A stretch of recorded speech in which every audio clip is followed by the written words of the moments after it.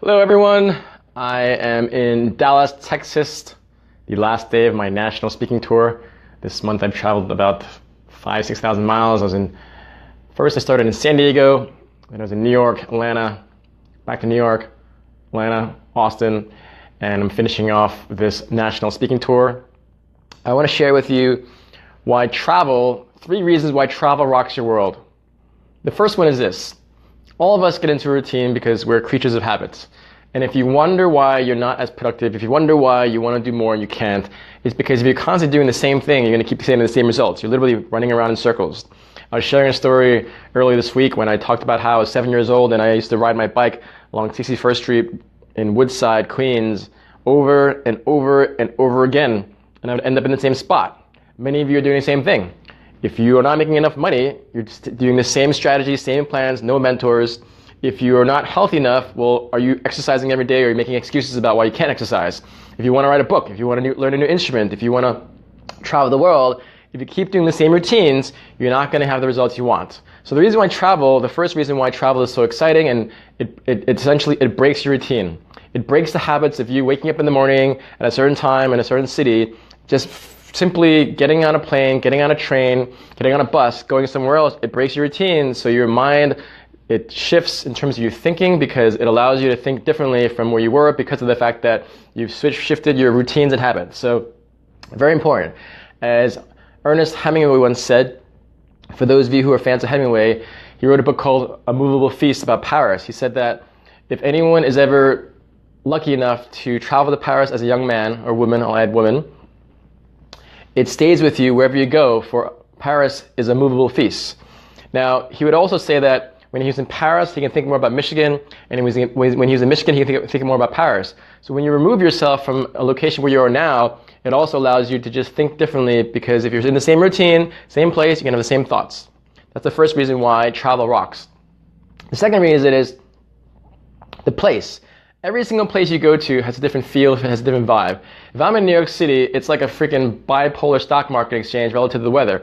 Some nights it was 40-something degrees, one day it was 80 degrees. I was in Central Park, and when New Yorkers have a 70-degree weather, even 55-degree weather, it's considered a great day, but we're in April. And so when you go to places like that, it just makes you appreciate things about every place is different. So I was in New York, Atlanta. It was about 60-70 degrees, more temperate. When I was in Austin, really cool, very chill vibe. And then now that I'm in Texas, Austin, or Dallas, you have a lot of barbecues. So I got to check out Hard Eight Barbecue in Dallas, and I got to check out, what's the other one I went to? Terry's Black in Austin for a barbecue, and they both are amazing. What I'm saying is, going to different places, typography, weather. Right now you can't really see much because I'm outside of Dallas, but at the core, you see things that you wouldn't see going to different places you have never gone to, and allows you to, again, change your perspective. The last thing is this, it's the people you meet. Everywhere I go, though I wrote a book about networking with billionaires, executives, and celebrities, you can just meet anyone, anywhere, anytime, and you'll meet people that are from different places. So let's say last night I was talking to some of the audience members that walked up to me. They really enjoyed my speech I gave about networking and how your success can be found on your phone. I mean, if you want to be a millionaire, but you know no millionaires on your phone, then you have a 0% chance of being a millionaire.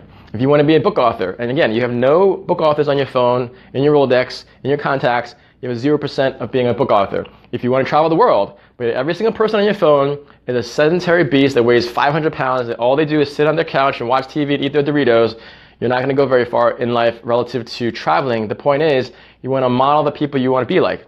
So when you travel, you meet people that you might not meet. So last night, let's say one woman described Dallas and Fort Worth, and she pretty much said Dallas is more pretentious, the person that lived in South Fort Worth. And then the person in Dallas said that the person in Fort Worth is more like laid back. Now that's their opinion. I'm not knocking either or. I'm just asking questions about where they're from, what they think of these places. Austin seems like to have a much more young, cool vibe. A lot of music there, a lot of great nightlife places. But what I'm saying is, when you meet people from different places, they give you a different perspective. Same thing when I was in Atlanta.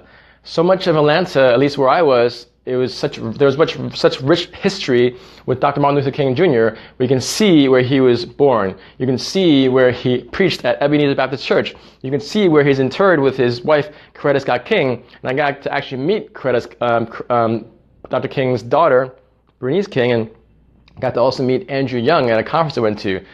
And whether I'm in Atlanta, Dallas, talking to people in the audience or the speakers, or even it's something like when I was in Arizona last year, I spoke to the shoe shine woman. And she talked to me about how she was from Ethiopia. And she talked about how her whole culture, in Africa, they love family. If I was in Atlanta last week and I asked this guy who works at the hotel, tell me a story, he tells me about how Denzel Washington filmed there, and he's a nice guy. If I'm in, like I said, Dallas right now, I'm meeting all these Texans, they're just really genuine and nice. And, one guy asked me, are you still Catholic?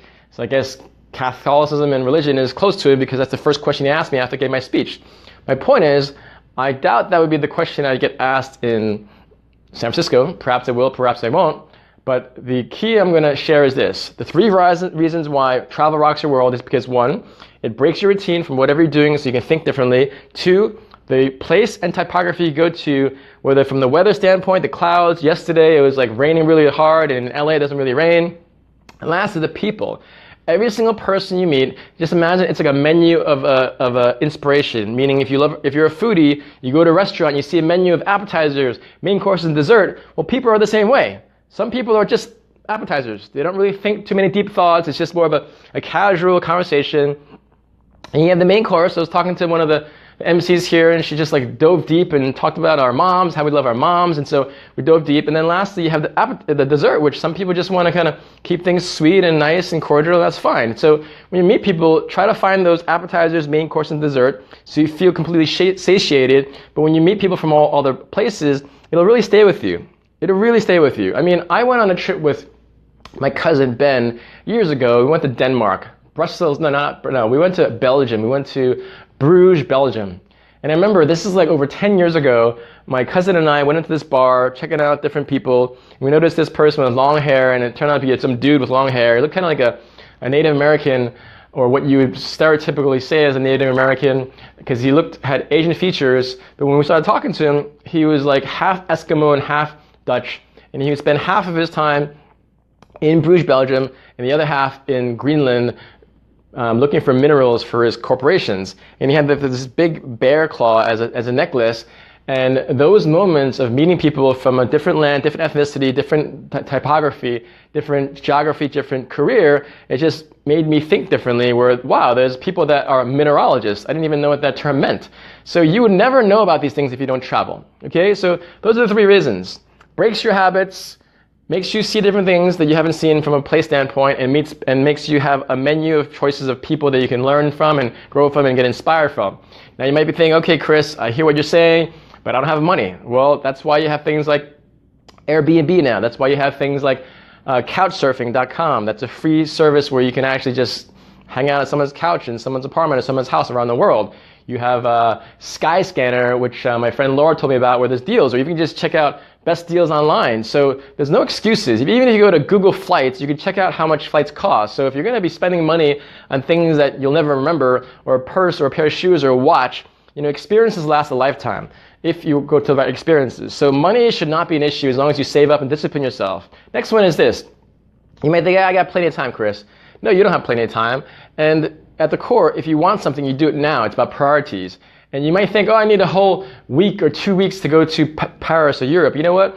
I spent 3 days in Japan a few years back, and it was one of the best trips I ever went to in my life. So the duration of time, the quantity of time does not correlate to the quality of experience. I'll say that again. The quantity of time you spend somewhere does not correlate with the quality of time. So I encourage you to really, even if you get to go to a trip for a day or 2, you're more likely to remember that than a trip for 10 days. Because what happens is, let's say I was in Italy for like 10 days or 5 days, I don't remember how long.